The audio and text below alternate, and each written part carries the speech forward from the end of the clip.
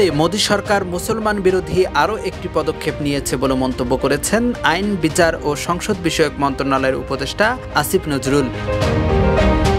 রবিবার সকালে সামাজিক যোগাযোগ মাধ্যম ফেসবুকে নিজের ভেরিফাইড পেজে এক পোস্টে তিনি এ মন্তব্য করেন।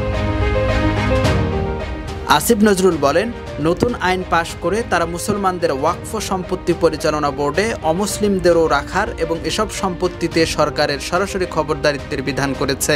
এই আইন ব্যবহার করে পুরনো মসজিদ সহ মুসলমানদের বহু ঐতিহাসিক সম্পত্তি বাজেয়াপ্ত করা হবে বলে আশঙ্কা করা হচ্ছে।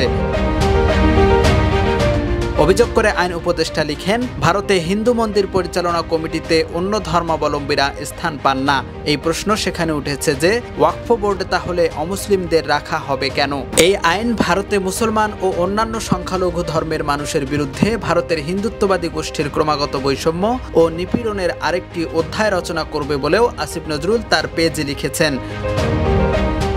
বিষয়টিকে পরিতাপের বিষয় আখ্যা দিয়ে উপদেষ্টা আসিফ নজরুল বলেন, এরাই আবার বাংলাদেশে সংখ্যালঘু নিপীড়নের ভুয়া অভিযোগ তুলে যাচ্ছে অব্যাহতভাবে।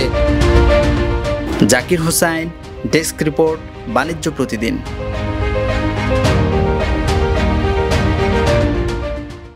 ইউএফটিসিএল এর সাথে ইনভেস্টমেন্ট এখন আরো ইজি।